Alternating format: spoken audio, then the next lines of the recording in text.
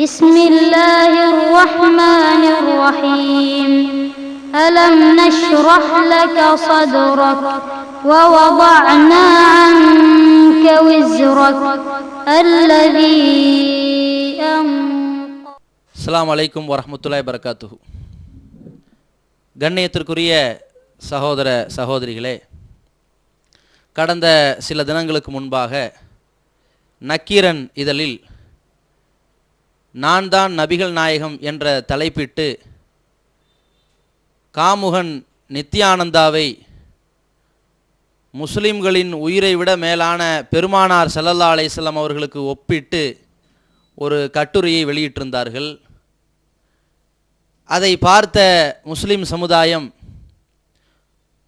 நாடெங்கிலும் கொந்தளித்ததன் விளைவாக இது மாதிரி நபிகள் நாயகம் ஸல்லல்லாஹு அலைஹி வஸல்லம் அவர்கள் பற்றியும் இஸ்லாத்தை பற்றியும் சீண்டி பார்க்கின்ற பிழைப்பு பத்திரிகையாளர்களுக்கு வழக்கமாக வாடிக்கையாக ஆகிவிட்டது. எனவே இதற்கு ஒரு தக்க பதிலடி கொடுத்தாக வேண்டும். அது மட்டும் இல்லாமல் குறிப்பாக நக்கீரன் இதழை சார்ந்தவர்கள் நபிகள் நாயகத்தை பற்றி சீண்டுவதும் இஸ்லாத்தை பற்றி கேவலப்படுத்துவதிலும் தொடர் முஸ்லீம் விரோத போக்கை செயல்படுத்தி வருகிற காரணத்தினால் அவர்களுக்கு இறுதியாக ஒரு எச்சரிக்கை விடுக்க வேண்டும்.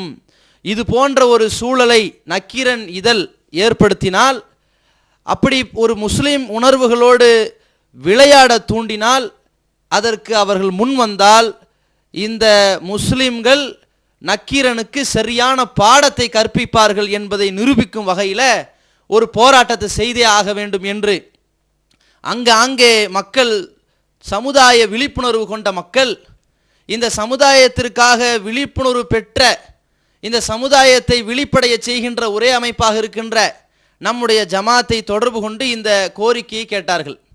அப்போ இந்த கோரிக்கையை நிறைவேற்றும் முகமாக கடந்த வியாழக்கிழமை மாலை நக்கீரன் அலுவலகம் முன்பாக தமிழ்நாடு தௌஹீத் ஜமாத் சார்பிலே ஒரு முற்றுகை போராட்டத்தை நாம் அறிவித்தோம். உடனடியாக களமிறங்கிய ஆயிரக்கணக்கானோர் மத்தியிலே இந்த முற்றுகை போராட்டத்தில் நக்கீரன் இதழுக்கு, நக்கீரன் நிறுவனத்திற்கு இறுதி எச்சரிக்கை விடுப்பதாகவும் பிரச்சாரம் செய்து அங்கே ஆர்ப்பாட்டத்திலே உரை நிகழ்த்துவதோடு அனைத்து பத்திரிகையாளர்களும் பதிப்பு ஆசிரியர்களுக்கும் இஸ்லாம் சம்பந்தமாக, முஸ்லிம் சம்பந்தமாக, நபிகள் நாயகம் சம்பந்தமாக ஒரு செய்தியை நீங்கள் வெளியிட விரும்பினால் எங்களிடத்தில் நீங்கள் அதற்கான செய்திகளை சேகரிக்க அணுகினால் உண்மை ஆன்மீகத்தை நாங்கள் உங்களுக்கு தரோம், நபிகளாரை பற்றி உண்மை வரலாற்றை உங்களுக்கு தரோம்னு சொல்லி அனைத்து பத்திரிகையாளர்களுக்கும் அறிவிப்பு செய்யும் விதமாக ஒரு போராட்டத்தை நாங்கள் நடத்தி முடித்தோம். அல்லாஹ்வுடைய கிருபையினால் இந்த போராட்டத்திற்கு பிறகு மிகப்பெரிய கொந்தளிப்பில் இருந்த முஸ்லிம் சமுதாயம் ஓரளவு மன அமைதி பெற்று இது கடைசியாக இருக்கட்டும், இதற்கு அடுத்து ஒரு பிரச்சனை வந்தால் அப்புறம் பார்த்துக்கலாம் என்கின்ற ஒரு நிலைக்கு இந்த சமுதாயத்தை நம்ம கட்டுப்படுத்தணும்.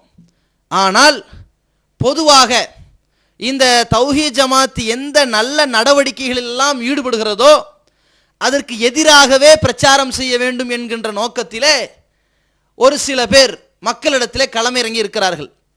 குறிப்பாக சம்சுதீன் காசிமி என்பவர் இந்த மாதிரி ஜமாத், தமிழ்நாடு தௌஹீத் ஜமாத் இஸ்லாமிய சமுதாயத்திற்காக எந்த ஒரு நல்ல பணிகளை செய்தாலும் அதற்கு எதிராக நம்மை நையாண்டி செய்து, நக்கல் செய்து, நம்ம செய்கின்ற எந்த போராட்டங்களும் கேலிக்குறியானது, அது ஒரு கேவலமானது, கோமாளித்தனமானது என்று விமர்சிக்கின்ற ஒரு போக்கை செய்து கொண்டே வருவார்.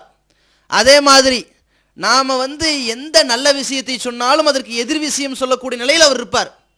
உதாரணத்திற்கு சொல்லணும்னு சொன்னால், கணவன் மனைவி ரொம்ப ஒற்றுமையாக இருக்கணும், பிரச்சனை பண்ணாமல் இருக்கணும், பிரிந்து விடாமல் இருக்கணும்னு சொல்கிறோன்னு வைங்க, தௌஹீத் ஜமாத்து சொல்லிவிட்டது என்பதற்காக கூட தன் மனைவியை தலாக்கு கூட விட்டுருவார். அந்த அளவிற்கு ஜமாத்தின் மீது உள்ள வெறுப்பு, அந்த காழ்ப்புணர்வு இருக்கிறது அவர்கிட்ட.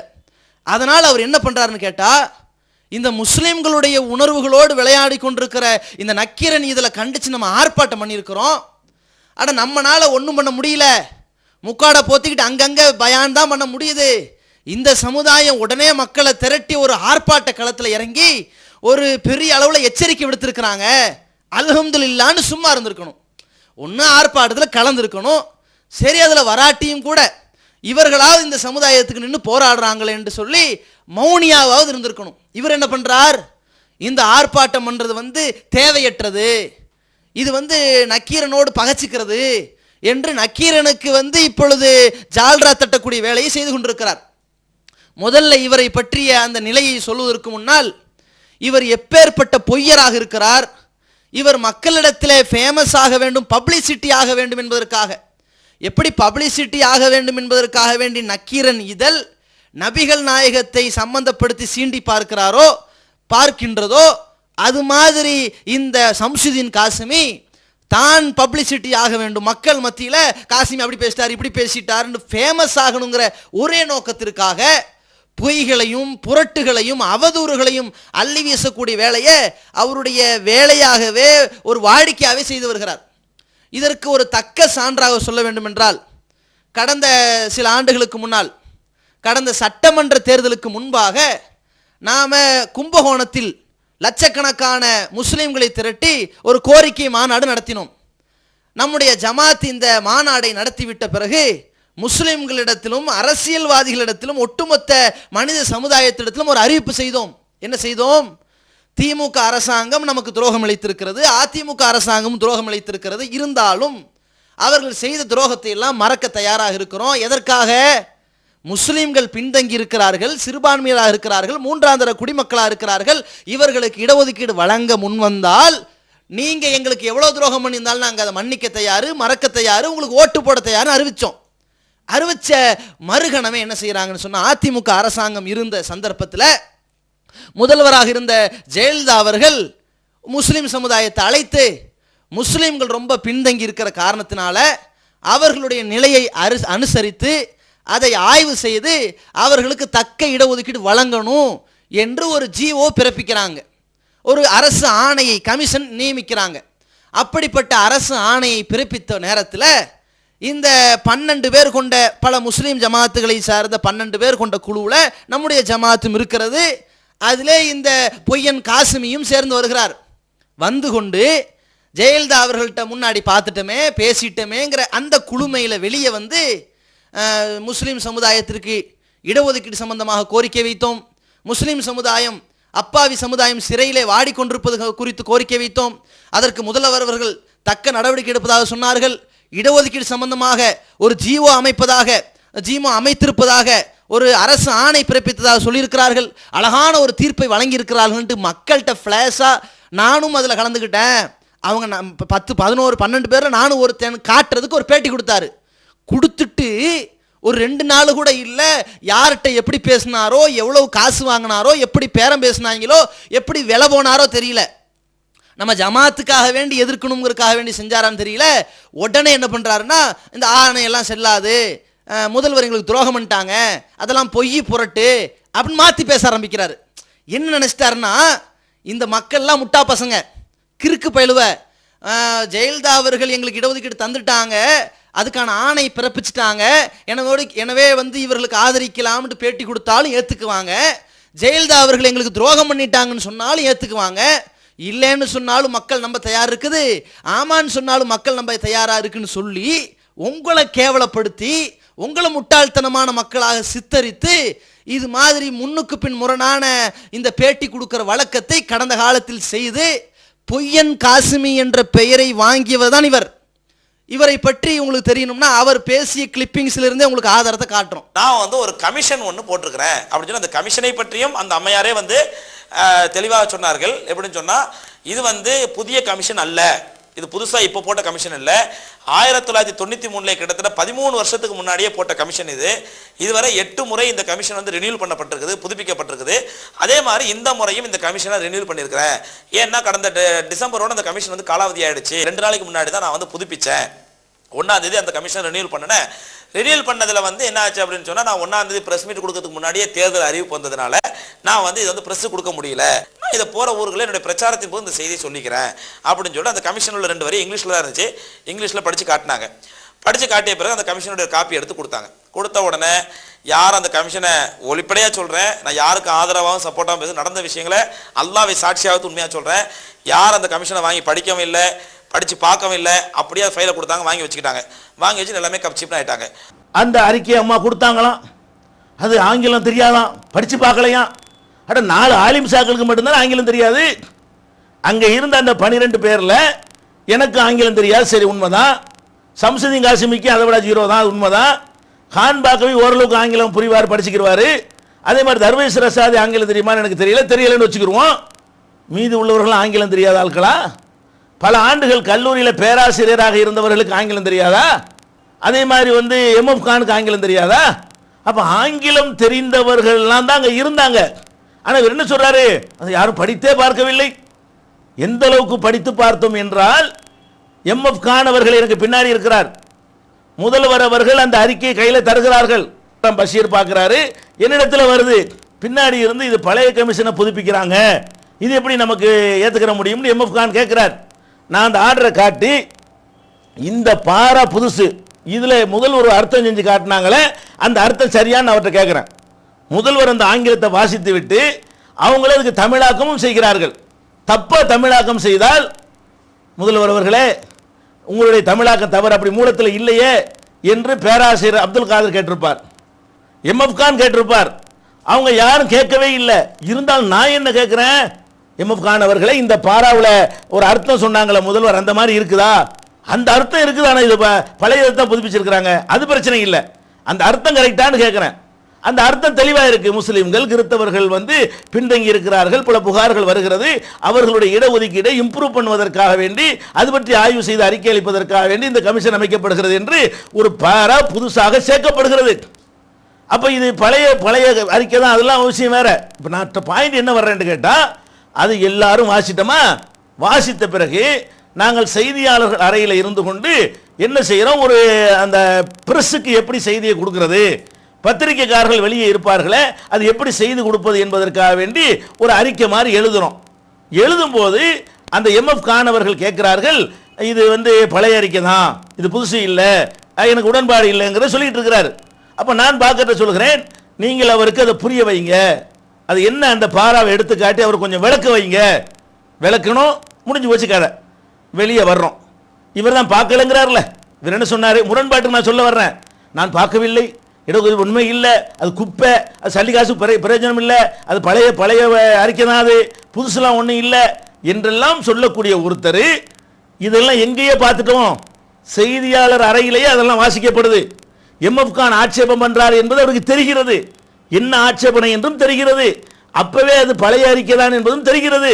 பேராசிரியர் எம்எஃப் கான் அவர்கள் அவர் சோஃபால உட்காந்துருக்காரு, உட்காந்துட்டு அவர் ஆணை அப்படியே பெரட்டிக்கிட்டு சொல்றாரு, இது என்னங்க, இது வெறும் கண் துடைப்புத்தா, இதை நம்புனீங்கன்னா நம்மளே ஏமாத்துறதா எடுத்தா அப்படின்னு அவர் முணங்கிட்டு இருக்கிறார் பாவம். இப்ப வெளியே வந்தவர் என்ன செஞ்சிருக்கானே, செய்தியாளர்கள் கேட்கும் பொழுது இது எங்களை ஏமாத்தி விட்டார்கள், அப்போ நீ சொல்லணும். நேர்மையான ஒரு ஆளா இருந்தால், அம்மா அவர்கள் இடஒதுக்கீட்டுக்காக எங்களுக்கு கமிஷன் அமைத்திருக்கிறார்கள், அதனால் அவர்களுக்கு எங்களுடைய நன்றியை தெரிவிப்பதற்காக நாங்கள் வந்திருக்கிறோம் என்று செய்தியாளர்கள் மத்தியில் சொன்னாரா இல்லையா? முஸ்லீம்களின் மிகப்பெரிய ஜீவாதார பிரச்சனைகளில் ஒன்றான இடஒதுக்கீடு பற்றி மாண்புமிகு முதலமைச்சர் அவர்களை சந்தித்து முஸ்லீம்கள் இடஒதுக்கீடு பற்றியும் சிறைகளில் 8 ஆண்டுகளுக்கு மேலாக வாடிக்கொண்டிருக்கக்கூடிய அப்பாவி முஸ்லீம் சிறை கைதிகளை பற்றியும் கோரிக்கை வைத்தோம். மாண்புமிகு முதலமைச்சர் அவர்கள் பரிவோடு அந்த கோரிக்கையை ஏற்று உடனடியாக இடஒதுக்கீடு சம்பந்தமாக ஒரு ஜிஓ ஒன்று பாஸ் செய்திருக்கிறார்கள். அதற்காக நான் நன்றி தெரிவித்துக் கொண்டோம். எங்களை குளிர வைத்து விட்டார்கள், நாங்கள் அதுக்கு நன்றி தெரிவிக்க வந்தோம். நீங்க பேட்டி கொடுத்தீங்களே, இது முரண்படுதா இல்லையா? வாசிக்காத ஒன்றுக்கு தான் நீங்க பேட்டி கொடுத்தீங்களா? அப்ப எதுன்னு தெரியாத அளவுக்கு எவனாச்சும் ஒரு பேப்பரை காட்டினா அதை நம்பி நான் பேட்டி கொடுப்பேங்கிற அளவுக்கு நான் ஒரு கூமுட்டை அப்படின்னு வாக்குமூலம் தரீங்களா? எப்படி நீங்க பேட்டி சொல்லுவீங்க? நீங்க தான் சொல்றீங்க படிக்கலண்டு. அப்ப குறைஞ்சபட்சம் நீங்க என்ன சொல்லியிருக்கனே, வெளியே நான் படிக்கவில்லை, என்னமோ பேப்பரை காட்டினார்கள், எனக்கு ஒன்றும் புரியவில்லை, என்கிட்ட கேட்காதீங்க. ஒரு அரசியல்வாதி தெளிவா இருக்கான், இதுல நோ கமெண்ட்ஸ்ங்கறான். ஒப்பந்தம் ஆயிடுச்சா, 33 சீட்டா 35 சீட்டா இப்படிலாம் கேட்டா என்ன பண்றான், நோ கமெண்ட்ஸ் போயிட்டு இருக்கிறான். அதை செஞ்சிருக்கலாம்ல நீ. இந்த கிளிப்பிங்ஸ்ல இருந்து உங்களுக்கு தெரிஞ்சிருக்கும், இவர் எப்பேற்பட்ட மகா பொய்யனாக இருக்கிறார், முரண்பாட்டின் மொத்த உருவமாக இருக்கிறார்னு தெரிஞ்சிருக்கா? சரி, இப்படிப்பட்ட பொய்யராக இருந்து கொஞ்ச காலத்துக்கு பிறகு மக்கள்கிட்ட கொஞ்சம் மறக்கும்ல, பழைய விஷயம் மறக்கும்ல, மறக்க என்ன மறந்துடாதீங்க, நான் அந்த பொய்யன் தான் பேசுறேன், நான் புரளி பேசக்கூடியவன் தான் வந்திருக்கிறேன், அவதூறு பேசுறவன் தான் வந்திருக்கிறேன்னு சொல்லி அப்பப்ப நிரூபிப்பார். அப்படி நிரூபிக்கிறதுக்காக வேண்டி சொல்லி கடந்த வெள்ளிக்கிழமை ஒரு பள்ளிவாசல்ல மக்கள் இறையச்சத்தையும் நல்லுபதேசத்தையும் விளங்கி கொள்ள வேண்டும் என்ற வரக்கூடிய அந்த பள்ளிவாசல்ல இவர் ஜும்மா உரை நிகழ்த்துகிறார். ஜும்மா உரை கூட இல்லை, அதற்கு முன்னாடி ஒரு உரை நிகழ்த்துகிறார். அந்த உரையில் என்ன சொல்கிறார்? இந்த மாதிரி நக்கீரன் அலுவலகம் சம்பந்தமாக இவர்கள் நக்கீரன் அலுவலகம் முற்றுகை போராட்டம் நடத்தியிருக்கிறார்கள். இது தேவையற்றது, இது கேவலமானது, இது முஸ்லீம் சமுதாயத்தை பிரிச்சாளக்கூடிய சூழ்ச்சி அப்படிங்கிற மாதிரியே சொல்றார். அவர் சொல்லக்கூடிய விஷயத்தில் முக்கியமான ஒரு செய்தி அவர் என்ன சொல்ல வர்றாருன்னு கேட்டால், நான் தான் நபிகள் நாயகம் என்று நித்யானந்தா சொன்னதாக ஒரு கற்பனை கட்டுரையை நக்கீரன் வெளியிட்டிருக்கிறது. வெளியிட்டதை பற்றி இந்த காசிமி சொல்லும் பொழுது என்ன செய்கிறார்? இந்த மாதிரி நக்கீரன் கோபாலே எழுதினாரா கட்டுரையை? நக்கீரன் இதிலே சொந்தமாக எழுதிச்சா? நித்யானந்தா தன்னை நபிகள் நாயகம்னு சொன்னதைத்தானே எழுதியிருக்கிறாங்க, அவன் சொன்னதைத்தானே எடுத்து மக்கள்கிட்ட பரப்புறாங்க, அது கூட தப்பா அப்படிங்கிற மாதிரி அதை சமாளிக்கிறார். அட நித்யானந்தா ஒரு காமுகனாக இருக்கிறான், ஒரு பொம்பளை பொறுக்கியாக இருக்கின்றான், மக்களை ஏமாற்றி திரியக்கூடிய அதற்கென்றே துறவரம் என்ற போலி வேஷம் போட்டு திரியக்கூடியவனாக இருக்கின்றான். இப்படி போலி வேஷம் போட்டவன் தன்னை நபிகள் நாயகத்திற்கு சமமாக பேசியிருக்கிறான் என்று ஒரு செய்தியை கட்டுரையில் வெளியிட்டிருக்கிறாங்க. இப்போ வெளியிட்டிருக்கிறது இவங்க என்ன வைக்கிறாங்கன்னு கேட்டால், இது நான் தான் நபிகள் நாயகம் சொல்லி நித்யானந்தா சொன்னது தானே வச்சிருக்கிறாங்க, இதில் என்ன தப்பு இருக்குன்னு சொல்லி நபிகள் நாயகத்தை இழிவுபடுத்தினது எல்லாம் மக்கள்கிட்ட மறக்கடிக்க செஞ்சு மூல செலவு பண்ணி நக்கீரனை புகழ் பாடுறார். இப்போ நாம் என்ன சொல்ல வரோம்னு கேட்டால், முதல்ல ஒரு விஷயத்தை அடிப்படையை புரிந்து கொள்ள வேண்டும். ஒரு செய்தியை மக்களிடத்தில் ஒரு பத்திரிகை பிரசுரிக்கிறது என்றால் 3 முக்கியமான அளவுகோல்களை தெரிந்து கொள்ள வேண்டும். நாம் ஒரு செய்தியை மக்கள்கிட்ட பிரசுரிக்கிறோம் என்றால் இதனால் சட்ட பிரச்சனை ஏற்படுமா என்று யோசித்து பார்க்க வேண்டும். இதனால் ஒரு சமுதாயம் கொதிச்செழுவார்களா, கொந்தளிக்க ஒரு சூழ்நிலை ஏற்பட்டு விடுமான்னு யோசிக்கணும். இரண்டாவது, நாம் ஒரு செய்தியை வெளியிடும் பொழுது இதை எப்படி வெளியிட போச்சு, இதற்கு என்ன ஆதாரம் இருக்கிறது என்று யாராவது கேட்டால் அதற்கான தெளிவான ஆதாரத்தை காட்ட முடியுமா? நம்மள்கிட்ட எவிடன்ஸ் இருக்குதா? தெளிவான ஆதாரத்தை காட்ட முடிந்தால் நம்ம அந்த செய்தியை வெளியிடலாம். அப்படியே அந்த செய்தியை வெளியிடுவதாக இருந்தாலும் அந்த செய்தி உண்மையாக இருக்க வேண்டும்.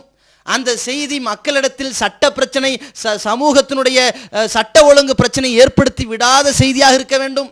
அது மட்டும் இல்லாமல் அந்த செய்தியை பிரசுரிக்கும் பொழுது அதனால் கேள்விகள் எழுப்பப்படுமானால் அதற்கு இவர் தான் சொன்னாரு, இந்த இடத்துல சொன்னாரு, இதற்கு இந்த ஆதாரம் இருக்குன்னு ஆதாரத்தை காட்டணும். இதான அளவுகோல். நான் கேட்குறேன், இந்த செய்தி வெளிவருகிறது, பத்திரிகையில் வெளியிடுறாங்க. வெளியிட்ட உடனேயே நாம் கட்டுரையை முழுசாக படிக்கிறோம். இந்த சம்சுதீன் காசிம் மாதிரி தலைப்பை மட்டும் பார்த்துட்டு கொந்தளிக்கிற கூட்டம் இல்லை. அவர் அடிக்கடி பேசுவார், இன்ஜாக்கும் ஃபாசிக்குன் பி நபையின் ஃபத்த பையனும், ஒரு தீயவன் ஒரு செய்தியை சொன்னால் அதை தெளிவுபடுத்துங்கள் என்று கேட்கிறார். தெளிவுபடுத்தினீர்களான்னு கேட்கிறார். அதான் நான் கேட்குறேன், நீங்கள் தெளிவுபடுத்தினீர்களா? அட ஃபாசிக்லேயே 1ஆம் நம்பர் ஃபாசிக்காக நக்கீரன் கோபால் இருக்கிறார். அவர் ஒரு செய்தியை சொல்ல வந்திருக்கிறார், இது உண்மையானதா என்று நீ தெளிவுபடுத்தினாயா? நீங்கள் தெளிவுபடுத்தலை. ஏதோ நக்கீரன் கோபால் உங்கள்கிட்ட ஃபோன் பேசிட்டாருங்கிறதுக்காக வேண்டி, அவர்கிட்ட நீங்கள் கொஞ்ச நேரம் உரையாடல் செஞ்சீங்கிறதுக்காக வேண்டி அல்லாஹ்வுடைய தூதர் மீது சொல்லப்பட்ட அந்த களங்கத்தை மறைச்சிக்கிட்டு நக்கீரனோட உரையாடலை பட்டு பெருசாக பெருமை பேசி கொண்டிருக்கிறீர்கள். நாங்களும் ஃபோன் பண்ணி கேட்டோம். என்ன கேட்டோம்? முழுசாக படிச்சுட்டு இதில் என்ன வந்திருக்குது, நான் தான் நபிகள் நாயகம்னு தலைப்பு போட்டு நித்யானந்தா சொன்னாரா, நான் இயேசு மாதிரி வந்திருக்கிறேன், அன்னைக்கு வந்த இயேசு, விவேகானந்தர், ராமகிருஷ்ண பரமஹம்சா, முகமது நபி எல்லாம் நான் தான். அன்னைக்கு முகமதா இருந்து பேசுகிறேன்னா இன்னைக்கு நித்யானந்தா என்கிற உடலால் பேசிக்கிட்டு இருக்கிறேன் என்று சொன்னதாக இவங்க எழுதி என்ன சொல்ல வராங்க? பாயிண்ட்ல கடைசியா என்ன சொல்ல வராங்கன்னா, என்று எல்லோரையும் நம்ப வைப்பது போல பேசுவார் நித்யானந்தான் போடுறாங்க. நக்கீரன் கோபால் தரப்புலேருந்து என்ன எழுதுறாங்கன்னா, அந்த கட்டுரை ஆசிரியரில் எழுதுகிற காமராஜ் என்ன எழுதுறாருன்னா, என்பது போல நித்யானந்தா பேசுவார் என்று எழுதுறாங்களே தவிர பேசினாரா, நித்யானந்தா அப்படி பேசினாரா என்று நீங்கள் ஆதாரம் காட்ட முடியுமா என்று நாங்கள் கேட்டோம். என்பது போல பேசுவார்னு சொல்கிறீங்களே, எங்கே பேசினாரு அதை சொல்லுங்க. ஏன்னு கேட்டால், இதற்கு முன்னால் இந்த நக்கீரன் இதிலிருந்து மதுரை ஆதீனம் சம்பந்தமாக ஒரு செய்தி வெளியிடுறாங்க. வெளியிடும் பொழுது மதுரை ஆதீனம் சொன்னாராம், சங்கராச்சாரியாரும் நபிகள் நாயகம் ஒன்றுன்னு சொன்னாராம். அதை தூக்கிட்டு வந்து ஆதீனம் சம்பந்தமாக எழுதும் பொழுது ஒரு கட்டுரை வெளியிடுறாங்க. என்னடா இது பொம்பளை பொறுக்கி சங்கராச்சாரியாரோட அல்லாவுடைய தூதரை சேர்த்துறாங்களே சரியில்லையேன்னு கொந்தளிச்சு நம்ம தான் முதல்ல களமிறங்கி ஃபோன் பண்ணி கேட்குறோம், இது யார் சொன்னா, சங்கராச்சாரியார் இப்படி பேசினதா என்ன எவிடன்ஸ் இருக்குது அப்படின்னு கேட்ட உடனே நக்கீரன் தரப்புலேருந்து உடனே என்ன எவிடன்ஸா, வீடியோ ஆதாரம் இருக்குதுங்க, பக்காவை நாங்கள் எடுத்து வச்சுருக்கிறோம், வீடியோ கிளிப்பிங்ஸை வச்சு தாங்க நாங்கள் எழுதியிருக்கிறோன்ட்டு ஆதாரத்தை தெரிவிக்கிறாங்க. தெரிவிச்சுட்டு இருந்தாலும் நாங்கள் போட்டதில் தப்பாக இருந்தால் மன்னிச்சிருங்கன்னு சொல்கிறாங்க. அன்னைக்கு சொன்னாங்கல்ல, இன்னைக்கு இதுக்கு சொன்னார்களா? இது மாதிரி நக்கீரன் வந்து இந்த நித்யானந்தா நான் தான் நபிகள் நாயகம் என்று சொன்னதை நித்யானந்தா எங்கே சொன்னார், எப்படி சொன்னார், எந்த ரூபத்தில் உங்கள்கிட்ட வந்திருக்கு செய்தி, எடிட்டிங்கில் வந்து அவர் எழுதி கொடுத்தாரா, அவர் பேசினாரா, எங்கேயாவது வந்து அவர் பேசின அந்த உரையாடலை ஏதாவது கிளிப்பிங்ஸில் இருக்குதான்னு கேட்டால் பதிலை காணோம். இன்னும் சொல்ல போனால் இது நித்யானந்தா சொல்லலை, அவர் இப்படி தான் சொல்லுவார் போல் இருக்கிறதுன்னு இவங்களே எழுதி வச்சிருக்கிறாங்க. நித்யானந்தா சொல்லலைன்னு நக்கீரனே எழுதி வச்சிருக்கிறாங்க, நித்யானந்தா சொல்லுவாருன்னு கற்பனையை எழுதி வச்சிருக்கிறாங்க, நித்யானந்தா சொன்னதைத்தானே போட்டார்கள்ன்ட்டு அதற்கு ஜால்ரா தட்டுகிறார் காசிமி. கொஞ்சம் யோசிச்சு பாருங்க. இப்போ நாங்கள் நக்கீரனுக்கு சவால் விடுறோம், நித்யானந்தா சொன்னதைத்தானே போட்டார்கள்னு பேசுறீங்களே, உங்களுக்கும் சரி எல்லாருக்கும் சரி இந்த மாதிரி விமர்சனம் பண்ணுற அத்தனை பேர்ட்டையும் கேட்குறோம், இந்த நக்கீரன் உட்பட கேட்குறோம், நித்யானந்தா சொன்னார்னு சொல்கிறீங்களே எங்கே சொன்னார் எடுத்து வந்து காட்டணும். நீங்கள் இப்போ வீடியோ கிளிப்பிங்ஸை மக்கள்கிட்ட போட்டு காட்டணும், நிரூபிச்சுட்டு இதை சொன்னார்னு சொல்லணும். ஒரு பாயிண்ட். ரெண்டாவது, ஒரு வேளை நித்யானந்தா சொன்னாலும் சொல்லி இருந்தாலும் அவன் சொன்னானா இல்லைன்னு தெரியாது, காட்டுக்குள்ளே போய் எடுத்தானா, எங்கே போய் அவன் தலைமறைந்து இருக்கிறாருன்னு தெரியல, அவர் வரமாட்டாருங்கிற தைரியத்தில் இஷ்டத்துக்கு விட்டடிக்கிறாங்க இவங்களே. இப்போ நான் தான் நபிகள் நாயகம்னு எழுதுனா முஸ்லீம்கள் நிறைய பேர் படிப்பாங்களேன்ட்டு அது அவங்களே ஃபோன் பண்ணி சொல்கிறாங்க. ஃபோன் பண்ணி கேட்டால் ஏங்க இப்படி போட்டிங்கன்னு கேட்டால் நான் தான் ஏசுன்னு நக்கீரன் சொல்கிற நித்யானந்தா சொன்னார்னு எழுதுனா ஃப்ளாஷ் ஆகுமா, நான் தான் விவேகானந்தான்னு சொல்லி நித்யானந்தா சொன்னால் ஃப்ளாஷ் ஆகுமா, நான் தான் நபிகள் நாயகன் சொன்னால் நீங்கள் கொந்திருப்பீங்களே, அதுக்கு தான் போட்டேங்கிறாங்க. அதுக்கு தான் போட்டேன்னு சொல்கிறவனை எதிர்த்து நடத்துகிற ஆர்ப்பாட்டம் ஆண்மைத்தனமா, சும்மா இருந்துட்டு செய்வதெல்லாம் கேலிக்குறியானதுன்னு சொல்கிறது ஆண்மைத்தனமா? யோசித்து பாருங்கள். அவர் போடுற ஆடைக்கு தகுந்த மாதிரியே இருக்கிறார், பொம்பளைங்க போடுற மாதிரியே போட்டுக்கிட்டு அவருடைய செயல் மாதிரியே இருக்கிறார் பாருங்க. சரி, இப்போ ஒரு வாதத்துக்கு நித்யானந்தா சொன்னதாகவே இருக்கட்டும், சொல்லி இருந்தால் போடலாமா? ஒரு செய்தியை வந்து சட்டவிரோதமான ஒரு செயல், நான் தான் நபிகள் நாயகம் என்று நபிகள் நாயகம் ஸல்லல்லாஹு அலைஹி வஸல்லம் அவர்கள் பின்னாடி உருவெடுத்து வருவான்னு சொல்லியிருக்கிறாங்களா? அப்படி இறை செய்தி இருக்குதா? தூதுத்துவமே என்ன சொல்கிறது? லா நபிய வல பகதி வலா ரசூல் இன்ன ரிசாலத்தை கண் நுபுவத்தக்கது இன்கத்தாத். தூதுத்துவம் நபித்துவம் எல்லாம் முறிஞ்சு போச்சு, எனக்கு பிறகு எவனும் நபி ஆக மாட்டார், யாரும் ரசூலா ஆக மாட்டார்னு சொன்னாங்கல்ல நபி ஸல்லல்லாஹு அலைஹி வஸல்லம். இவ்வளவு அழகாக இறுதி நபித்துவத்தை மக்கள்கிட்ட பறைசாற்றி முத்திரை பண்ணிட்டு போன நபிகள் நாயகத்துக்கு பிறகு நான் தான் நபிகள் நாயகம்னு ஒரு பொய்யன் பேசுகின்ற பேச்சை போடலாமா? இது போட்டால் சட்டவிரோதமா ஆயிரும்னு நீங்க நினைக்கலையா? இது பொய் என்பதை நீங்க உணரலையா? இதற்கு சரியான எவிடன்ஸ் இருக்குதான்னு சொல்லி நீங்க ஆய்வு செய்யலையா? நீங்க என்ன பார்க்குறீங்க? அவன் சொன்னது தானே எடுத்து போட்டாங்கிறீங்க. ஒரு அடிப்படை எல்லோரும் புரிந்து கொள்ள வேண்டும். சட்டவிரோதமான செயலை, சட்ட ஒழுங்கை சீர்குலைக்கின்ற செயலை ஒருவர் சொல்வதும் தப்பு, ஒருவர் செய்வதும் தப்பு. அவர் சொன்னார் இவர் சொன்னார் என்று சட்ட ஒழுங்கை சீர்குலைக்கின்ற செயலை ஒருத்தன் பரப்புறதும் தப்பு. இப்போ நான் என்ன கேட்குறேன்னா, நான் தான் பிரதமராக இருந்தேன், மன்மோகனுக்கு முன்னால் நான் தான் பிரதமர், மன்மோகன் காலத்தில் கூட நான் தான் பிரதமர், என்ன அடித்து விரட்டி விட்டு மன்மோகன் பிரதமர் ஆயிட்டார்னு ஒருத்தன் சொல்கிறான். சொன்னானா போட்டுருவீங்களா? அது உண்மையாக இருக்கட்டும், சொன்னானா போட்டுருவீங்களா? இது நடந்திருக்குதான்னு பார்ப்பீங்களா? அப்படி போட்டிங்கன்னு வைங்க, போலீஸ் யாரை பிடிப்பான், காவல்துறை யாரையெல்லாம் கேட்பான், அரசாங்கம் யார்கிட்டலாம் விசாரணை வரும். இப்படி ஒரு செய்தியை சொன்னவனையும் விசாரிக்கும், அவனையும் தண்டிக்கும். சொன்னது நீ ஏண்டா பரப்புற முட்டாள்? மன்மோகன் சிங் உடைய அந்த பிரதமர் பதவி வந்து இவன் இந்த கிரிக்கெட் புடுங்கிட்டாரா மன்மோகன் சிங்கு என்று அந்த செய்தியை நீ ஏண்டா பிரசுரிச்சேன்னு சொல்லி பதிப்பகத்தையும் கேட்குமா இல்லையா? பப்ளிஷரையும் விசாரிக்குமா இல்லையா? அப்போ சட்டவிரோதமான செயலை எழுதுறதும் தப்பு, அப்படி ஒருத்தன் சொன்னா இப்படி ஒருத்தன் சொன்னான்னு தெரிவிக்கிறதும் தப்பு, அதை பரப்புறதும் தப்பு. தெரிவிக்கிறதும் தப்பு, அவனும் விசாரணைக்கு உட்படுத்தப்படுவான், இப்படி பரப்பணும்னு விசாரணைக்கு உட்படுத்தப்படுவான்ங்கிறத உணர்ந்து தான் இப்போ நக்கீரன் வருத்தம் தெரிவிச்சுக்கிட்டு இருக்குது. ஏன் வருத்தம் ஏன் வந்து மதுரை ஆதீனம் மாதிரி நான் நித்யானந்தா சொன்ன ஆதாரம் காட்ட முடியல, இப்போ ஏன் வருத்தத்துக்கு வந்துக்கிட்டு இருக்கிறாங்க? விஷயம் இல்லை, கற்பனை எழுதி வச்சாங்க, பப்ளிசிட்டின்னு நினச்சாங்க. நம்ம சமுதாயம் கொந்தளிச்சு இறுதி எச்சரிக்கை விட்ட உடனேயே இப்போ வேறு மாதிரி பல்சு குறைஞ்சி இப்படி மாறி வந்துக்கிட்டு இருக்கிறாங்க. அப்போ அவங்க தரப்புலையே தப்பை ஒத்துக்கிட்டு வராங்க. இவர் என்ன இடையில போய் நின்று ஜால்ரா ஏன் பண்ணீர்கள், நமக்கு என்ன இப்போ திடீர்னு வாங்கி கொடுத்துக்கிட்டு இருக்காரு? இப்படி நம்மளை பற்றி ஏன் இப்படி கேவலப்படுத்திக்கிட்டு இருக்கிறாரு? அப்போது நம்ம சமுதாயம் ஒரு நல்ல காரியத்தை செய்தால் அது எப்பேற்பட்ட நல்ல காரியமாக இருந்தாலும் சரி இவர்களை எதிர்க்கணும். அதற்காகவே நான் எதையும் செய்ய தயாருன்னு சொல்லி பொய்களையும் அவதூறுகளையும் அள்ளி வீசி கொண்டிருக்கிறத பார்க்குறோம். அதே மாதிரி இவர் சொல்கிறாரு, இந்த மாதிரி நக்கீரன்ட்ட பேசினாராம். உடனே அவர் ரொம்ப வருத்தப்பட்டாராம். தேவையில்லாமல் என் மனைவியை பற்றி பேசுகிறாங்க, எங்கள் அம்மாவை பற்றி பேசுகிறாங்க, என் சொந்த பந்தத்தை எல்லாம் பற்றி பேசுகிறாங்க அப்படிங்கிறாராம். இப்படி ஆர்ப்பாட்டத்தில் பேசலாமா அப்படின்னு கேள்வி வேற கேட்டுக்கிறாரு. எவ்வளோ பெரிய பொய் பாருங்க. இந்த ஆர்ப்பாட்டம் என்று அறிவிக்கப்பட்ட உடனடியாக நான் காலையிலேயே கோபால் இடத்தில் பேசினேன். அவர் சொன்னார், என் மனைவி பற்றி பேசுகிறாங்க, என் மக்களை பற்றி பேசுகிறாங்க, எங்கள் அம்மாவை பற்றி பேசுகிறாங்கன்னு சொன்னாராம். ஆர்ப்பாட்டத்தில் நான் சொன்னோம், சாயந்தரம் தானே ஆர்ப்பாட்டம் நடந்துச்சு, சாயந்தரம் தானே சொன்னோம். சாயந்தரம் சொன்னது எப்படி? நக்கீரனுக்கு காலையிலே தெரிஞ்சு வகி வந்துச்சா நக்கீரனுக்கு? அப்போ நக்கீரன் நிர்வாகத்துக்கு இந்த தகவலை உங்களுக்கு சொல்லிச்சுன்னு சொன்னால் நீங்கள் என்ன செய்கிறீங்க?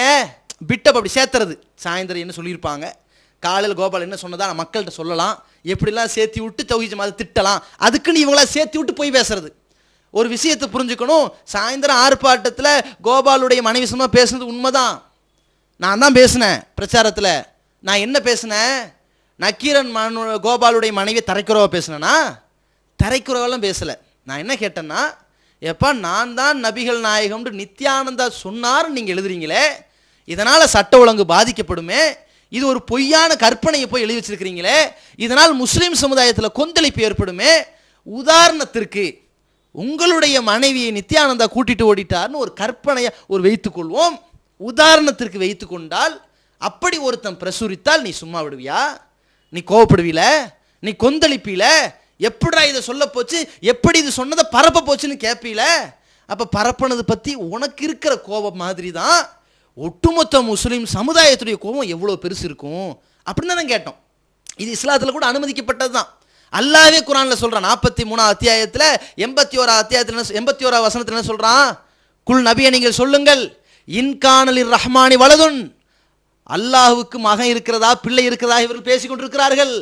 அர் ரஹ்மானுக்கு பிள்ளை இருப்பதாக ஒரு வாதத்துக்கு வைத்து கொண்டாலும் அவ்வளுல் ஆபிதீன், எனக்கு ஒரு பிள்ளை இருக்குதுன்னு வச்சுக்கோங்க, அந்த பிள்ளைய வணங்குறதுல நான் தான் ஃபர்ஸ்ட்னு சொல்லுங்க மக்கள்கிட்ட போய். அப்படி அடிச்சு சொல்றேன் எனக்கு பிள்ளை இல்லை. அல்லாஹு தாலா தனக்கு பிள்ளை இல்லை என்பதற்காக வேண்டி எப்படி லாஜிக்கா சொல்றான்? அட எனக்கு ஒரு பிள்ளை இருந்தால் நானே வணங்கிட்டு போறேன்டா அப்படின்னு தானே சொல்றான்.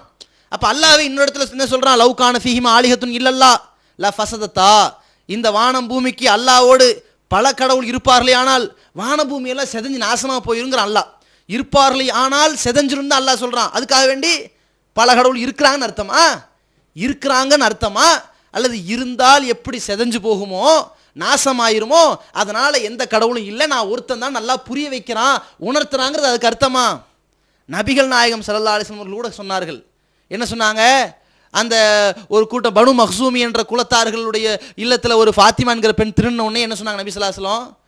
வலவ் அன்ன ஃபாத்திமா பின்த் முஹம்மத் சரிக்கத், முகம்மதுடைய மகள் ஃபாத்திமா திருடி இருந்தாலும் தன்னுடைய மகளை ஒப்பிட்டு அந்த ஃபாத்திமாவுக்கு இந்த ஃபாத்திமாவை ஒப்பிட்டு முகம்மதுடைய மகள் திருடி இருந்தாலும் அவளுடைய கையை நான் வெட்டுவேன் நபி ஸல்லல்லாஹு அலைஹி வஸல்லம் சொன்னாங்கல்ல. இதற்காக வேண்டி நபிகள் நாயகம் முகம்மதுடைய மகளை கேவலப்படுத்தி விட்டார், அவருடைய பிள்ளையவே கேவலப்படுத்தி விட்டார் நீங்க நினைப்பீங்களா?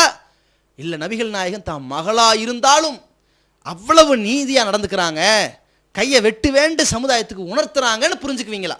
இந்த வார்த்தையை நீங்க எப்படி புரிஞ்சுக்குவீங்க? நபி ஸல்லல்லாஹு அலைஹி வஸல்லம் அவர்கள் கூட சஹாபாக்கிட்ட சொல்றாங்க, விபச்சாரத்தை பற்றி சொல்லும் பொழுது, அது உன் அக்காள்கிட்ட செய்வியா, உன் தங்கச்சிகிட்ட செய்வியா, அதெல்லாம் எவ்வளோ பாவம் நீ செய்ய மாட்டையோ அது மாதிரி செய்யக்கூடாதுன்னு உணர்த்துறாங்களே. அப்படின்னா என்ன அர்த்தம்? அக்காள்கிட்ட செய்ய சொன்னாங்கன்னு அர்த்தமா? அல்லது செய்யக்கூடாது என்பதை படுபயங்கரமாக உணர்த்தினான்னு அர்த்தமா? உணர்த்துறதுக்காக வேண்டி சில உதாரணங்களை சொல்றது உலக இயல்பு. இது எல்லா மொழியிலையும் எல்லா லாஜிக்லையும் இருக்குது. இந்த லாஜிக் அடிப்படையில் நாங்கள் சொன்னோம், நித்யானந்தாவை நக்கீரனுடைய மனைவி இழுத்துட்டு போயிட்டாருன்னு நாங்கள் எழுதினால், அப்போ கூட நான் என்ன சொல்கிறேன்? அப்படி எழுத மாட்டோம், அது மானங்கெட்ட செயல். அந்த கேவலமான செயலை நக்கீரன் கோபால் மீது உள்ள கோபத்திற்காக அவங்க மனைவியை நாங்கள் வம்புக்கு இழுக்க மாட்டோம். அப்படி செய்தாலும் பப்ளிசிட்டி ஆகும். அப்படி செய்யறோமா நாங்கள்? அப்படி செஞ்சோமா? செஞ்சா நீ பொறுத்துக்குவியா? இப்படி தான் நாங்கள் கேள்வி கேட்குறோம். இப்படி கேள்வி கேட்டதெல்லாம் என்ன சொல்கிறாருன்னா, அவங்க அம்மாவை திட்டீங்களே, அவங்க மனைவியை திட்டீங்களே, அட நபிகள் நாயகத்தை திட்டிருக்கிறாங்களே, முஸ்லீம்களுடைய உயிரை விட மேலான அல்லாஹ்வுடைய தூதரை திட்டினது ஒரு பொம்பளை பொறுக்கிக்கு சமமாக எழுதி வச்சது உங்களுக்கு சொரணை வரல, உங்களுக்கு கொந்தளிப்பு வரல, உங்களுக்கு கோபம் வரல, ஒரு கற்பனைன்னு அவனை ஒத்துக்கிட்டு எழுதி வச்சிருக்கிறாங்க. அதுக்காக வேண்டி நீங்க கொந்தளிச்சு திட்ட கூட முன் வரல. அவர் பேசிட்டார், அவர்கிட்ட நான் 23 நிமிஷம் பேசிட்டேங்கிறதுக்காக வேண்டி அல்லாஹ்வுடைய தூதரை தூக்கி எங்கேயோ தூக்கி எறிஞ்சிட்டு கோபால் குடும்பத்துக்காக வேண்டி நிற்கிறீங்களே, இவர் எப்பேற்பட்ட பொய்யராகவும் இந்த சமுதாய உணர்விலே சொர்ணை அற்றவராகவும் ஒரு சமுதாயத்தில் கொஞ்சம் கூட முதுகெலும்பு ஆண்மை இல்லாதவராக இருக்கிறார் என்பதற்கு இந்த அவர் பேசின உரையே சான்றாக இருக்கிறது. அது மட்டும் இல்லாமல் இவர் அப்பப்போ ஒரு அந்த உயிரையில் அப்பப்போ ஒரு ஹதீஸை போடுறார். கஃபாபில் மரி கதுபன் ஐயும் ஹத்திசவி குள்ளிமா சமிய, பொய்யன் என்பதற்கு போதுமான சான்று என்ன தெரியுமா, காதில் கேட்கறதெல்லாம் மக்கள்கிட்ட சொல்கிறவன் தான் பொய்யன் அப்படின்னு சொல்லிட்டு இந்த தௌஹீத் ஜமாத் கேட்கறதெல்லாம் செயல்படுத்துது, கேட்கறதெல்லாம் உடைக்குது, கேட்கறதெல்லாம் ஆர்ப்பாட்டம் பண்ணுதுன்னு சொல்கிறாங்க. நாங்கள் காதில் கேட்டவொன்னே இறங்கணுமா? கேட்டு அவங்கள்ட்ட விசாரித்து அவங்களோட நடவடிக்கை சரியான பதில் வராதுக்காக வேண்டி அதற்காக வேண்டி இறுதி கட்டமாக கலரங்கணும். இவங்க என்ன பண்ணுறாங்க, இதுக்கு ஆர்ப்பாட்டம் செய்கிறது நியாயம்தான், இருந்தாலும் தௌஹீத் ஜமாத்காரன் செஞ்சுட்டான், அதை எதிர்க்கிறதுக்காக வேண்டி இது அநியாயம் சொல்லணும்னு நிற்கிறாங்க. இப்போ இவன் தானே பொய்யன். நாங்கள் நக்கீரன் கோபால்கிட்ட ஆராய்ந்து அனைத்தையும் விசாரித்து தான் இந்த முடிவுக்கே வந்தோம். அவர்கள் கற்பனைன்னு சொல்லி எவிடன்ஸ் இல்லைங்கிறக்காக வேண்டி தான் முடிவுக்கு வந்தோம். நாங்கள் ஆய்வு செய்து தீர விசாரித்து முடிவுக்கு வந்தோம். இவங்க என்ன பண்ணாங்க தெரியுமா, கோபால்கிட்ட பேசினாங்க, காதால் ஒரு செய்தி கேட்டாங்க, கோபால் சொல்கிறதெல்லாம் உண்மையாக இருக்கும்னு ஒரு முடிவுக்கு வந்துட்டாங்க. மக்களே அந்த ஆர்ப்பாட்டம் பண்ணுறது தப்பு, அது கிறுக்குத்தனமானு பேசுகிறாங்க. இப்போ யார் பொய்யன்? கேட்டதையெல்லாம் மக்கள் இடத்துல பேசக்கூடிய பொய்யன் என்பதற்கு காசிமியே மறுப்பாக இருக்கிறார். இப்போ காசிமியே பதிலாக சொல்லிக்கிட்டு இருக்கிறார், தான் பொய்யன் என்பதை அதிசாதாரத்தோடு சொல்லி இருக்கிறார். அதே மாதிரி இன்னொரு செய்தியும் ஒரு நச்சுக்கருத்தை மக்கள்கிட்ட பதிவு செய்கிறார். என்னமோ தௌஹீத் ஜமாத் அமைப்பு வெறி பிடிச்ச மாதிரியும் மற்ற அமைப்புக்காரன் ஏதாவது அவசரப்பட்டு செஞ்சிருவானோன்ட்டு எதிர்பார்த்தே செய்கிற மாதிரியும் அவர் பேசுகிறார். சமுதாயத்தில் ஒரு விஷயம்னா மக்களும் முதல்ல நம்பிக்கை வச்சு எங்கள் ஜமாத் தான் கேட்குது. சமுதாயத்தில் ஒரு விஷயம்னா பட்டுன்னு களமிறங்குது நாங்களாக இருக்கிறோங்கிறக்காக வேண்டி உங்களுக்கு அந்த பொறாமை இருக்குது. அதுக்காக வேண்டி இப்படி அவதூறு சொல்லலாமா? அவங்க என்ன சொல்ல வராங்கன்னா, முத்தாரம் நிறுவனத்தார் இருக்காங்கல்ல, இந்த முத்தாரம் பத்திரிகை நிறுவனத்தார் நபி ஸல்லல்லாஹு அலைஹி வஸல்லம் சம்பந்தமாக ஒரு கட்டுரை எழுதினாங்க. வரலாறுலாம் ஓரளவு சரியாக தான் எழுதினாங்க. அவங்க என்ன பண்ணிட்டாங்கன்னா, இந்த நபிகள் நாயகத்தை பற்றி இவ்வளோ பெரிய வரலாறாக எழுதுகிறோமே, அவர் யாருங்கிறத மக்களுக்கு தெரிவிக்கிறதான ஒரு கட்டுரை எழுதுனா அது பழக்கம். நியூட்டனு இவர் ஐன்ஸ்டீன்ங்கிற மாதிரி ஒருத்தரை பற்றி எழுதுவோமே, அது மாதிரி ஒரு வரைபடமாக நபிகள் நாயகத்தை போட்டாங்கன்னு போட்டாங்க. போட்ட உடனே ஆர்ப்பாட்டம்னு அறிவிச்சது யார்? நம்ம தான் அறிவித்தோம், முதல் கட்டமாக அறிவித்தோம். அது இவருக்கு தெரிஞ்சாலும் தெரியல, இவர் தான் கேட்டதையெல்லாம் பரப்புற பொய்யனா இருக்கார்ல, தெரியாது அவருக்கு, அது அவருக்கு தெரியல. நம்ம ஆர்ப்பாட்டம் அறிவிச்சிட்டோம். ஆர்ப்பாட்டம் எப்படி அறிவித்தோம்? இன்று சாயந்தரத்துக்குள்ளே அந்த தினகரன் நிர்வாகம் எங்கள்கிட்ட மன்னிப்பு கேட்கலன்னா, முஸ்லீம் சமுதாயத்தில் வருத்தம் தெரிவிக்கலைன்னா கடுமையான ஆர்ப்பாட்டத்தை சந்திக்க வேண்டியிருக்குன்னு சொன்ன உடனேயே காலையில் 11:58க்கு முதல் கட்டமாக நம்ம ஆஃபீஸுக்கு வந்தார்கள். 4 ஆப்ஷனை சொன்னார்கள். நாங்கள் நபிகள் நாயகத்துடைய வரலாறை போட்டோம், அதில் தவறு இருக்குன்னா சொல்லுங்கள், அதுக்கு சைடில் அந்த வரைபடத்தை போட்டோம், அது தப்புங்கிறது தெரியாத நம்ம போட்டோம், தவறுக்கு வருந்துறோம், இனிமேல் நாங்கள் போட மாட்டோம்ங்கிற மன்னிப்பு. 2வது என்ன பண்ணாங்க தெரியுமா, இந்த பத்திரிகை இன்னைக்கு நாட்டில் எங்கெல்லாம் போயிருக்கோ அத்தனை பேருக்கும் சொல்லி ஏஜென்ட்டை சொல்லி திரும்ப வாபஸ் பெற்றுக்கொள்கிறோம் என்று அனைத்து பத்திரிக்கையும் வாபஸ் வாங்கினாங்க. நீங்கள் வேணால் எந்த பத்திரிக்கை கரண்ட் போய் கேளுங்க, முத்தாரம் கிடைக்குதான்னு பாருங்க, கடையில் வாபஸ் வாங்குறாங்க. 3வது என்ன பண்ணுறாங்க, வரக்கூடிய வாரத்தில் இந்த முத்தாரன் பத்திரிகையில் முதல் பக்கத்தில் நாங்கள் இந்த முஸ்லீம் சமுதாயத்தை பற்றி தவறாக விளங்கி நபிகள் நாயகத்துக்கு வரைபடம் போட்டதை மன்னிப்பு தெரிவித்து வருத்தம் தெரிவித்து நாங்கள் ஒரு முதல் ஆர்டிக்கலாக முதல் பக்கத்தில் போடுறோம் என்று 3வது ஆப்ஷன் சொன்னாங்க. 4வது என்ன சொன்னாங்க, இனி எந்த ஒரு சந்தர்ப்பத்தில் நபிகள் நாயகம் சம்பந்தமாக நாங்கள் ஒரு செய்தி விட்டால் உங்களை அணுகி உண்மை ஆன்மீகத்தை சொல்கிறோம்ட்டு போனாங்க. அப்போ இந்த மாதிரி ஒரு உறுதிபூர்வமாக செஞ்சதுக்கு பிறகு நம்மள்கிட்ட நீங்கள் சொன்னதையெல்லாம் முஸ்லீம் சமுதாயத்திட்ட சொன்னால் சும்மா நீங்கள் எங்களை சந்திச்சிங்க போனீங்கன்னு இருக்கக்கூடாது, நீங்கள் என்னங்கிறது எழுத்துப்பூர்வமாக சொல்லுங்கன்னு சொல்லி முஸ்லீம் சமுதாயத்திட்ட நீங்கள் மன்னிப்பு கேட்குறதாக எழுத்துப்பூர்வமாக கொடுங்கன்னு சொல்லி அதை எழுத்துப்பூர்வமாக வாங்கி இந்த மாதிரி தினகரன் நிர்வாகம் இப்படி மன்னிப்பு கேட்டிருக்குன்ட்டு அன்று இரவே நானே வாசிச்சனா இல்லையா, டிவியில் எல்லாருக்கும் தொலைக்காட்சியில் ஒளிபரப்பு செஞ்சமா இல்லையா? அப்போ அந்த மாதிரி செஞ்சதையும் பார்க்கல இவர். அவர் என்ன சொல்ல வர்றாருன்னா, முத்தாரம் நிறுவனத்தார் எல்லா அமைப்புகள்கிட்டையும் போய் மன்னிப்பு கேட்டுச்சான், தௌஹீத் ஜமாத்திட்ட மட்டும் மன்னிப்பு கேட்கலையாம். அந்த கோபத்தில் நக்கீரன் நிறுவனமும் கூட எல்லாத்திட்டையும் மன்னிப்பு கேட்குற மாதிரி இவங்கள்ட்ட கேட்காம போயிடுவாங்களோன்னு பயந்து ஆர்ப்பாட்டத்துக்கு போயிருச்சுன்னு பேசுகிறார். ஒரு நச்சு கருத்தை பதிவு செய்கிறாரு. அட இவன் மன்னிப்பு கேட்கறது பாயிண்ட் இல்லை, இப்போ அவன் மன்னிப்பு தான் நாங்கள் ஆர்ப்பாட்டம் அறிவிக்கிறதுக்கு முன்னாடியே வருத்தம் தெரிவித்து அந்த நெட்டில் வெளியிட்டாங்களே, அதான் பாயிண்ட். இப்போ இந்த ஆர்ப்பாட்டத்தில் மக்கள் திரளக்கூடாது என்பதற்காக சில விஷமிகள், சில பொய்யர்களும் கூட என்ன பண்ணாங்க, நக்கீரன் மன்னிப்பு கேட்டுச்சுன்ட்டு அவங்களுக்கு ஜால்ராவை SMS கூட அனுப்பினார்கள்.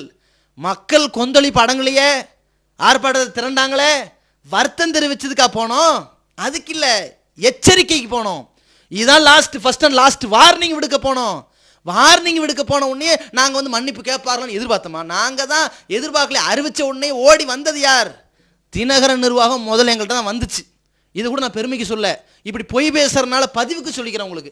அப்போ இந்த மாதிரி நம்ம ஜமாத்துடைய நிலைப்பாடு என்ன, செயல்பாடு என்ன, வீரியம் என்னன்னு ஒன்றுமே விளங்காம ஏதோ ஒரு டிவி நடத்துகிறாராம், அதில் தனியார் தொலைக்காட்சியில் ஒரு நிகழ்ச்சி தராராம், அதில் வந்து அப்பப்போ பேசுவாராம். அவர் ஒன்மேன் ஷோவுக்காக வேண்டி ஏதாவது பொய்யை பேசுவார். நம்ம ஜமாத்து எதை சொன்னாலும் அதுக்கு மாற்றமாகவே ஏதாவது பேசணுங்கிறக்காக வேண்டி பேசுகிறாரு. இதுக்காக வேண்டி மக்கள் என்ன வந்துடக்கூடாது, நான் நித்யானந்தா தானே சொன்னாருங்கிறதுக்காக வேண்டி அதுக்கே ஆர்ப்பாட்டம்னு அந்த ஆர்ப்பாட்டத்தினுடைய உச்சகட்ட நிலையை, அந்த ஆர்ப்பாட்டம் நடத்தி இதனுடைய நோக்கத்தை தவறாக புரிஞ்சிடக்கூடாது. நாம் நக்கீரன் அலுவலகம் முன்பாக நடத்திய முற்றுகை போராட்டம் முற்றிலும் சரியானது என்பதை ஆணித்தரமாக உங்களுக்கு புரிய வைத்திருக்கின்றோம். இந்த பொய்யர்களுடைய முகத்திரை எல்லாம் சமுதாயத்தில் தொடர்ச்சியாக அவர்கள் வாயினாலேயே கிழிந்து கொண்டிருக்கிறது என்பதை பதிவு செய்கிறோம்.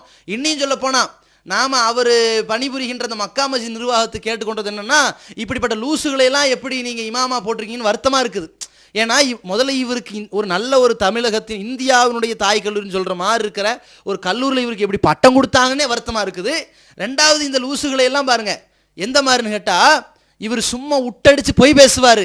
கேள்வின்னு யாராவது நேரடியாக கேட்டாங்கன்னு வைங்க, படார்னு பதில் சொல்லிட்டு கட் பண்ணிடுவார்.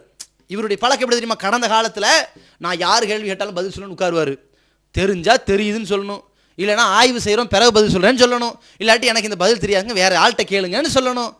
இது ஃபஸ்ட் என்ன செய்வா தெரியுமா? ஃபோன் வரும், ஒருத்தர் எடுப்பார், நீ யாரை பற்றி கேள்வி கேட்க போகிற, நீ பிஜே கூட்டமா, ரைட்னு கட் பண்ணிடுவாங்க. அந்த மாதிரி சில ஃபோன்கள் கட் பண்ணப்பட்டதனுடைய விமர்சனத்தை தொடர்ந்து இவரே நேரடியாக ஃபோன் அட்டன் பண்ண ஆரம்பித்தார். ஒருத்தர் ஃபோன் போட்டோன்னு கேட்குறாரு, ஏங்க பொம்பளைங்க புர்கா போடணும்னு சொல்கிறீங்க, பொம்பளைங்க வந்து முகத்தை மூட வேண்டாம், அந்த முக்காடெல்லாம் போடணுங்கிறீங்க, பொம்பளைங்க ஒழுக்கமாக இருக்கணும் முக்காடெல்லாம் போட்டுக்கணும்னு சொல்கிறீங்களே, இந்த பொம்பளைங்க போடுற மாதிரியே முக்காடை நீங்கள் ஏங்க போட்டிருக்கீங்கன்னு கேட்குறாரு. என்ன பண்ணணும்? அப்படி போடலாம்ங்கிறது மார்க்கத்தில் ஏதாவது அனுமதி இருந்தால் அதுக்கு ஆன்சர் பண்ணணும், அதுக்கு பதில் சொல்ல தெரிஞ்சிருக்கணும், திராணி இருக்கணும். இல்லை போடலாங்க, இல்லை தடை இல்லைங்க, தப்பு இல்லைங்க, ஏதாவது சொல்லியிருக்கணும். நீங்கள் என்ன பண்ணுறீங்க? இப்படி கேட்கக்கூடாது வைக்கக்கூடாது அப்படிங்கிற ஃபோனை வச்சு கட் பண்ணியாச்சு. இதான் பதிலா? ஒரு கேள்வி கேட்டால் பதில் சொல்ல நாதி இல்லை. ஒரு சமுதாயமே கேள்வி கேட்டு நிற்கிறான், ஆர்ப்பாட்டம் பண்ணாமல் என்ன பண்ணுறீங்கன்னு கேட்டு நிற்கிறான். இந்த சமுதாயம் இந்த பத்திரிகையாளர்களுக்கு ஒரு பதிலடி கொடுக்கணும்னு நிற்கிறான். அந்த நேரத்தில் இந்த சமுதாயத்துக்காக வேண்டி அவங்க உணர்வுக்கு மதிப்பளித்து முதல கட்டமாக களமிறங்கி நின்று என்றைக்கும் சமுதாயத்திற்காக நிற்கிற ஒரே ஜமாத் தமிழ்நாடு தௌஹீத் ஜமாத்னு நிரூபிச்சுக்கிட்டு போராட்டம் பண்ணால் உங்களுக்கு வந்து அது கேள்விக்குறியா தெரியுதா? இது போன்ற சொரணையற்றவர்களை சமுதாயமே நீங்கள் அடையாளம் கண்டு கொள்ளுங்கள்.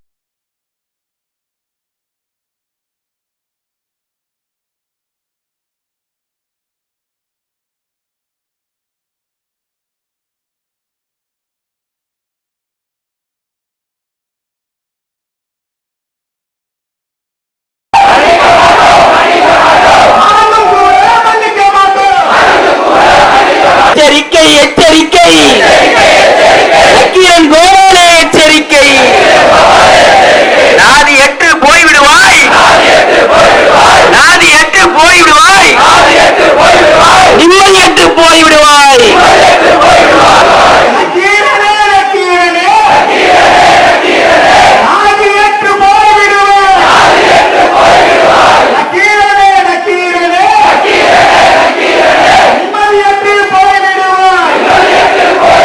நாயகத்தை இழிவுபடுத்தும், நபிகள் நாயகத்தை இழிவுபடுத்தும்,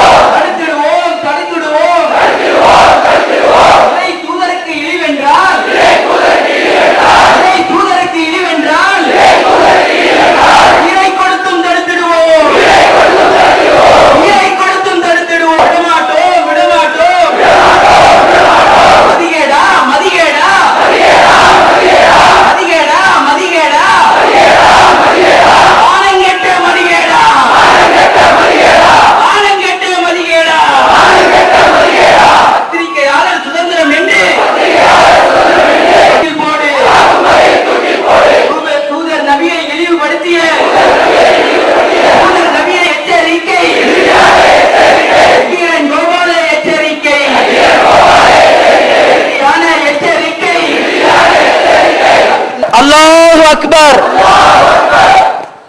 கண்ணியத்திற்குரிய சகோதர சகோதரிகளே, நக்கீரன் வார இதழின் தொடர் இஸ்லாமிய விரோத போக்கை கண்டித்து அந்த இதழுக்கும் அந்த நிறுவனத்திற்கும் இறுதி எச்சரிக்கை தொடுப்பதற்காகவும்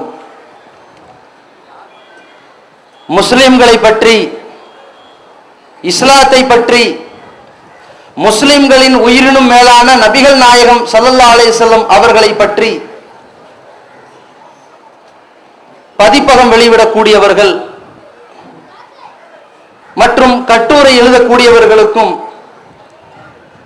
அவர்களை பற்றி பிரசுரிக்கின்ற அனைத்து பத்திரிகையாளர்களுக்கும் இறுதி அறிவிப்பு நடத்தக்கூடிய போராட்டத்தில் நாம் எல்லாம் ஒன்று குழும்பி இருக்கின்றோம்.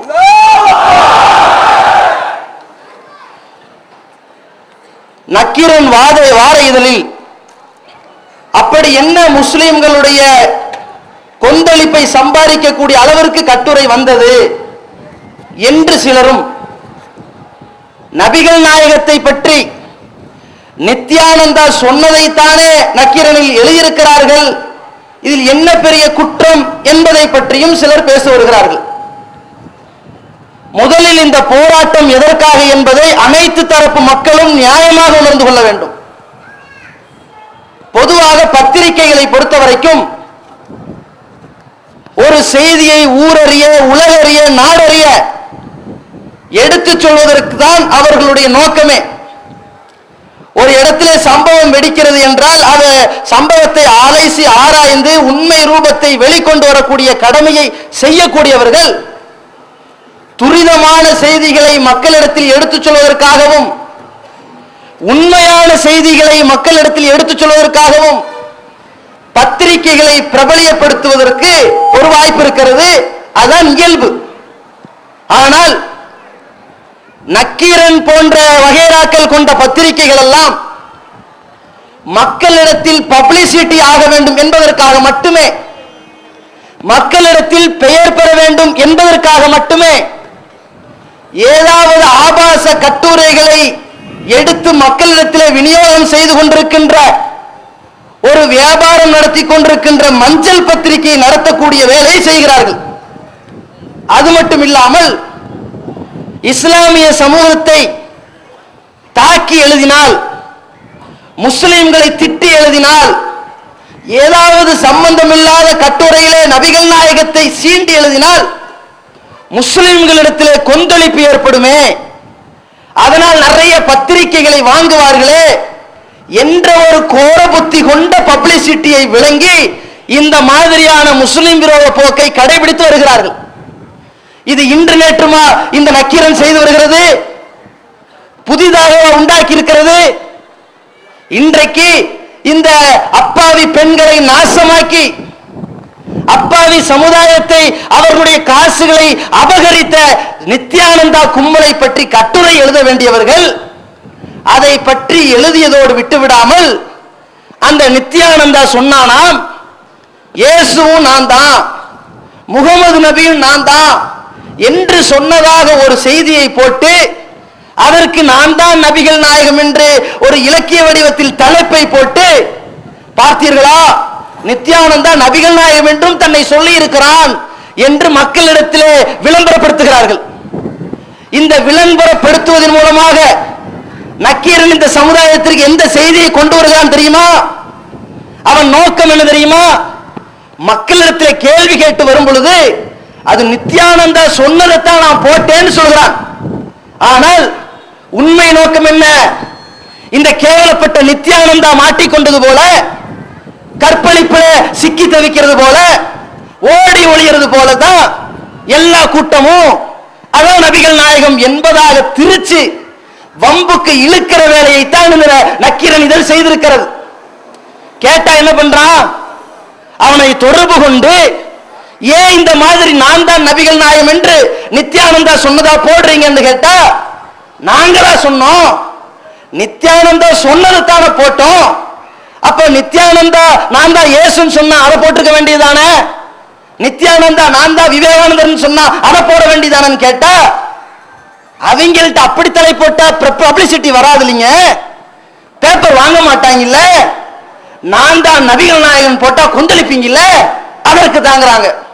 அப்ப எங்க எச்சரிக்கை எப்படி இருக்குன்னு காட்டுறதுக்கு தான் முதல் கட்டம் இது. அப்ப நான் கேட்கிறேன், உன்னுடைய பப்ளிசிட்டிக்காக வேண்டி நபிகள் நாயகத்தை இழிவுபடுத்தி போடணும்னு நினைத்தால் நீ பப்ளிசிட்டிக்கு அதை கூட பண்ண வேண்டாம். உனக்கு ஐடியா நாங்களே சொல்றோம்.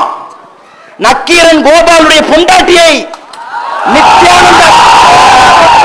நித்யானந்தா கடத்தி சென்று விட்டார் என்று நான் சொல்லுவேன். நித்யானந்தா சொன்னாரு நான் போட்ட, அப்படி நாங்க மானகட்ட செயலை செய்ய மாட்டோம். நக்கீரன் மேல உள்ள கோபத்துல பொண்டாட்டி இழுக்க மாட்டோம். சொன்னால் நீ ஏற்றுக்கொள்வாயா? நீ என்ன கேட்ப? அடே அவன் சொன்னாலும் ஏண்டா போட்டன்னு கேட்பையா இல்லையா? அப்ப என்ன இயல்பு தெரியுது? பத்திரிகை தர்மம் என்னன்னு புரியுது. ஒருவனை பற்றி விமர்சித்தால், ஒரு விஷயத்தை மக்களிடத்தில் சொன்னால் எந்த சட்ட ஒழுங்கு பிரச்சனை வருமோ, அது எவ்வளவு பெரிய குற்றமோ, அதே செய்தியை அவர் சொன்னதாக பிரசுரித்தாலும் குற்றம் என்பதை ஏன் நீ உணர்ந்து கொள்ளவில்லை? அடே ஓ மான பிரச்சனை, ஓ வீட்டு பொம்பளைங்களை இழுத்தால் உனக்கு எப்படி கொதிப்படையுதோ, உனக்கு வரலாம் வராம கூட இருக்கலாம். ஏன்னா பப்ளிசிட்டி தானே முக்கியம், வராம இருக்கலாம். ஆனால் முஸ்லிம்களை பொறுத்த வரைக்கும் உயிரை விட மேலாக ஒரு தூதரை இந்த உலகத்தில் மதிக்கிறது என்றால் அது நபிகள் நாயகம்.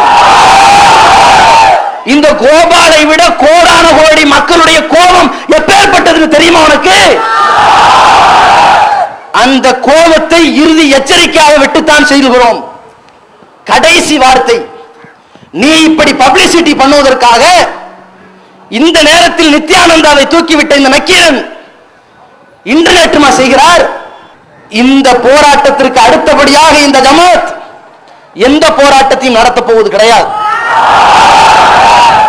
காவல்துறை அதிகாரிகளுக்கும் தெரிவிக்கிறோம், பத்திரிகையாளர்களுக்கும் தெரிவிக்கிறோம், நீங்கள் இஸ்லாத்தை பற்றி எழுத விரும்பினால், நபிகள் நாயகத்தை பற்றி, அவர்களுடைய வாழ்க்கையை பற்றி, அந்த படிப்பினை பற்றி பதிவு செய்ய விரும்பினால் எங்களிடத்தில் கேளுங்கள். உண்மையான தெல்ல தெளிவான பகுத்தறிவு பூர்வமான அறிவுபூர்வமான ஆக்கப்பூர்வமான ஆர்டிக்கல் நாங்கள் அள்ளி தரோம்.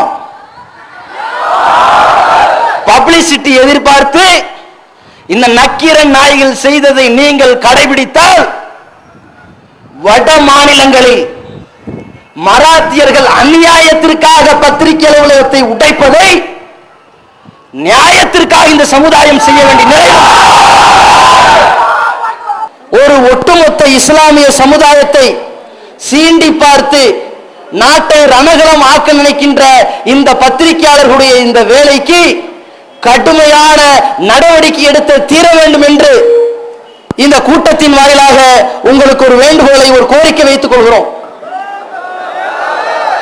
அடுத்தபடியாக இந்த சமுதாயம் முதல் கட்டமாக அதிரடியாக இந்த பத்திரிகையாளர்களுக்கு இறுதி எச்சரிக்கைக்காக திரண்ட கூட்டம்.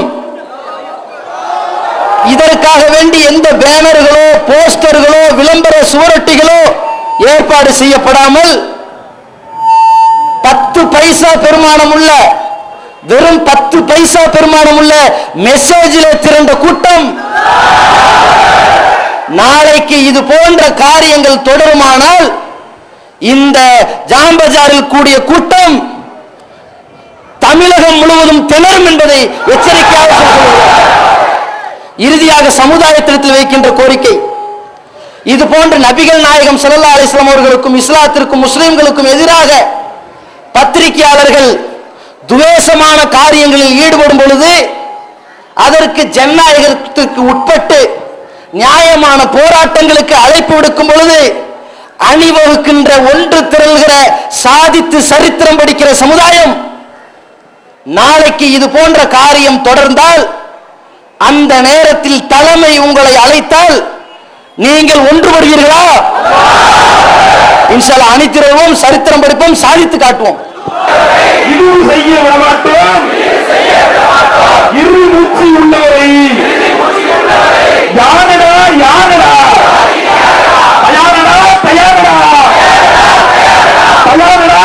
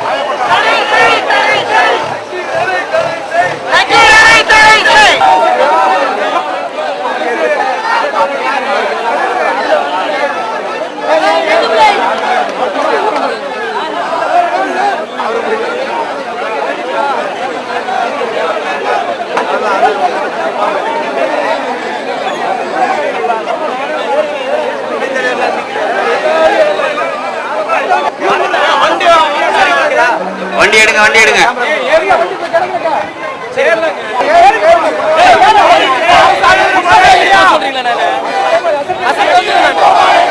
அல்லாஹ்